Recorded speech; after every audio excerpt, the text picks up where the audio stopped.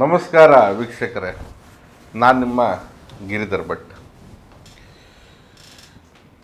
ನೋಡಿ, ನಮ್ಮ ಸ್ಥಳದಲ್ಲಿ ಶುಕ್ರವಾರ ದಿವಸ ನೀವು ಬಂದರೆ ಈ ತಾಯ್ತವನ್ನು ಉಚಿತವಾಗಿ ಕೊಡ್ತೇವೆ. ಪಾಪ ಕೆಲವೊಬ್ಬರು ದೂರ ಇರ್ತಾರೆ, ಬರಲಿಕ್ಕೆ ಸಾಧ್ಯ ಇರೋದಿಲ್ಲ. ಅಂಥವ್ರಿಗೆ ನೀವೇ ನಿಮ್ಮ ಮನೇಲಿ ಮಾಡ್ಕೊಳ್ಬೋದು. ಅದನ್ನು ಕೂಡ ನಾನು ತಿಳಿಸ್ಕೊಡ್ತೀನಿ. ಈ ಪ್ರಯೋಗದಿಂದ ಏನೆಲ್ಲ ಲಾಭ ಸಿಗುತ್ತೆ ಎಂಬುದಾಗಿ ಮೊದಲು ನೋಡೋದಾದರೆ, ನಿಮ್ಮ ಒಂದು ಕೆಲಸದಲ್ಲೇ ಅಪಜಯಗಳಾಗ್ತಾ ಇರುತ್ತೆ. ಹಿಡಿದ ಕೆಲಸ ಆಗ್ತಿರೋದಿಲ್ಲ, ಕೆಲಸಗಾರರು ನಿಲ್ಲಲ್ಲ, ಕೆಲಸದಲ್ಲೆಲ್ಲೋ ಒಂದು ಕಡೆ ತೊಂದರೆ, ಅಥವಾ ಮಾಡಿರೋ ಕೆಲಸದಿಂದ ಯಾವುದೇ ಲಾಭ ಅನ್ನೋದು ನೋಡ್ತಾ ಇರೋದಿಲ್ಲ. ಅದು ವ್ಯಾಪಾರ ಇರಲಿ, ವ್ಯವಹಾರ ಇರಲಿ, ಅಥವಾ ಯಾವುದಾದ್ರೂ ಒಂದು ಕಾರ್ಯಕ್ಕೆ ಕೆಲಸಕ್ಕೆ ನೀವು ನಿರಂತರವಾಗಿ ಓಡಾಡ್ತಾ ಇದ್ದರೂ ಕೂಡ ಇದು ಅನ್ವಯ ಆಗುತ್ತೆ. ಬಹಳ ಅಂದರೆ ಬಹಳ ಕೆಲವೊಬ್ಬರು ಪ್ರತಿನಿತ್ಯ ಕೆಲಸದ ಬಗ್ಗೆ ಓಡಾಡ್ತಾ ಇರ್ತಾರೆ. ಏನೋ ಒಂದು ಕೆಲಸ ಆಗಬೇಕು ಅವ್ರಿಗೆ, ಒಟ್ಟಿನಲ್ಲಿ ಓಡಾಡ್ತಾನೆ ಇರ್ತಾರೆ. ಆದರೆ ಆಗೋವಂಥ ಕೆಲಸ ಇವತ್ತು, ನಾಳೆ, ನಾಡಿದ್ದು ಅಂಥೇಳಿ ಸಮಯದ ಗತಿಯಲ್ಲಿ ಸಮಯವನ್ನು ಹಾಳು ಮಾಡ್ತಾ ಆ ಕೆಲಸವೂ ಕೂಡ ಆಗದೆ ನಿಮಗೆ ಬಹಳಷ್ಟು ನಿತ್ರಾಣ ಕೊಟ್ಟಿರುತ್ತೆ. ಒಂದು ಓದಿದ ತಕ್ಕನಂಗೆ ಕೆಲವೊಬ್ಬರಿಗೆ ಕೆಲಸ ಸಿಕ್ಕಿರೋದಿಲ್ಲ, ಅದು ಒಂದು ರೀತಿಯಲ್ಲಿ ಬೇಸರ. ಅಥವಾ ಇದ್ದಕ್ಕಿದ್ದಂಗೆ ಕೆಲಸ ಕಳ್ಕೊಂಬಿಡ್ಬೋದು. ಆ ಕೆಲಸ ಕಳ್ಕೊಂಡಿದ್ದ ತಕ್ಷಣ ಮತ್ತೆ ಕೆಲಸ ಸಿಗಲಿಕ್ಕೂ ಕೂಡ ಹರಸಾಹಸ ಮಾಡ್ತಾ ಇರ್ತಾರೆ. ಆದರೆ ಇನ್ನೂ ಕೆಲವೊಬ್ಬರು ಹೇಗೆಂದರೆ, ಈ ಕೆಲಸದ ವಿಷಯವಾಗಿ ಬಹಳಷ್ಟು ಶ್ರಮ, ಪರಿಶ್ರಮ ಎಲ್ಲ ಇಟ್ಟು ಆ ಒಂದು ಬದ್ಧತೆಯಿಂದ ವ್ಯವಹಾರ ಕೆಲಸ ಮಾಡಿದರೂ ಕೂಡ ನಯಾ ಪೈಸಾ ದುಡ್ಡು ನೋಡೋದಿಲ್ಲ, ಉತ್ಪನ್ನ ಇರೋದಿಲ್ಲ, ಏಳಿಗೆ ಇರೋದಿಲ್ಲ, ಯಾವುದೇ ರೀತಿಯಲ್ಲಿ ಹಣದ ಒಂದು ಭದ್ರತೆ ಕೂಡ ಸಿಗೋದಿಲ್ಲ. ಈ ರೀತಿಯಾದಂಥ ಸಮಸ್ಯೆ.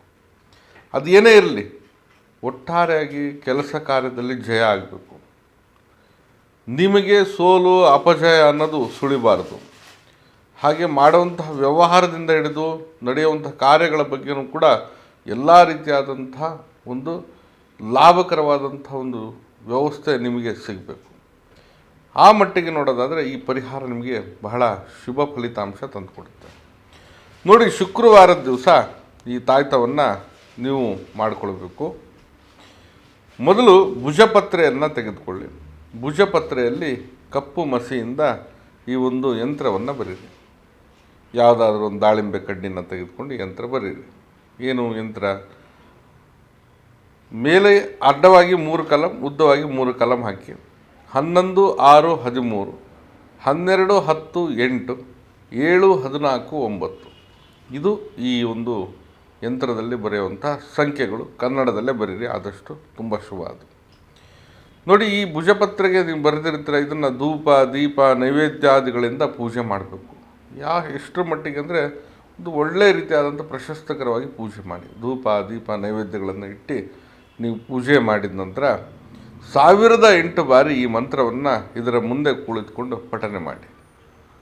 ಏನು ಮಂತ್ರ ಸ್ವರೂಪ ಹೀಗಿದೆ ನೋಡಿ: ಹಿಮಕುಂದ ಮೃಣಲಾಭಂ ದೈತ್ಯಾನಂ ಪರಮಂ ಗುರುಂ ಸರ್ವಶಾಸ್ತ್ರ ಪ್ರವಕ್ತಕಂ ಭಾರ್ಗವಂ ಪ್ರಣಮಾಮ್ಯಹಂ ಓಂ ಹ್ರೀಂ ಶ್ರೀಂ ಶುಕ್ರಾಯ ನಮಃ. ಶುಕ್ರಯಂತ್ರ, ಶುಕ್ರ ಮಂತ್ರ ಅಷ್ಟೇ ಇದು. ಇದನ್ನು ತಾವು 1008 ಬಾರಿ ಹೇಳಿ, ತದನಂತರವಾಗಿ ಈ ಭುಜಪತ್ರೆಯಲ್ಲಿ ಬರೆದಿರತಕ್ಕಂಥದ್ದನ್ನು ಒಂದು ತಾಯತದಲ್ಲಿ ಹಾಕಿ, ಅರಿಶಿನ ಕುಂಕುಮದ ಸಮೇತವಾಗಿ ಹಾಕಿ, ಅದರ ಒಂದು ಮುಚ್ಚಳವನ್ನು ಹಾಕಿ ತಮ್ಮ ಒಂದು ಕೊರಳಿಗೆ ಧಾರಣೆ ಮಾಡಿಕೊಳ್ಳಿ, ಅಥವಾ ತಮ್ಮ ಹತ್ರ ಇಟ್ಕೊಳ್ಳಿ. ಖಂಡಿತ ಇದರಿಂದ ಮಾಡುವಂಥ ಕೆಲಸ ಶುಕ್ರನ ಅನುಗ್ರಹದಿಂದ ಶುಭಕರವಾಗುತ್ತೆ, ಶುಭ ಫಲಿತಾಂಶ ಸಿಗುತ್ತೆ, ಹಾಗೆ ಗೆಲುವು ಆಗುತ್ತೆ, ಲಾಭ ಆಗುತ್ತೆ. ಎಲ್ಲದರಲ್ಲೂ ಕೂಡ ನೀವು ವಿಜೃಂಭಣೆಯಾಗಿ ಮೆರಿತೀರ, ಬೆಳಿತೀರ ಅನ್ನೋದಾಗಿ ನಾನು ತಿಳಿಸ್ತಾ ಇದ್ದೀನಿ.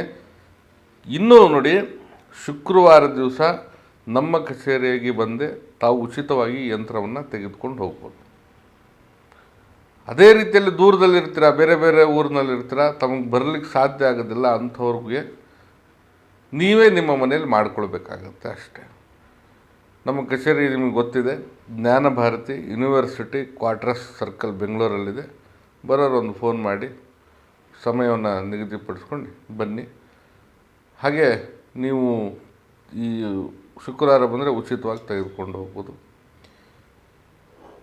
ಬರಲಿಕ್ಕಾಗಲ್ಲ ಅಂದರೆ ಕೆಲವೊಬ್ಬರಿಗೆ ಫೋನಲ್ಲಿ ನಾವು ಸಂಪೂರ್ಣವಾಗಿ ಮಾಹಿತಿ ಸಮಾಲೋಚನೆ ಕೂಡ ನಡೆಸ್ಬೋದಾಗಿದೆ. ಮಾಡಿ ಬಹಳ ಶುಭಕರವಾಗಿರ್ತಕ್ಕಂಥ ಯಂತ್ರವನ್ನು ಧಾರಣೆ ಮಾಡಿಕೊಳ್ಳಿ. ಬಹಳ ಸುಲಭವಾಗಿ ಕೂಡ ಮಾಡ್ಬೋದಾಗಿದೆ. ಎಲ್ಲರಿಗೂ ಶುಭವಾಗಲಿ. ನಮಸ್ಕಾರ.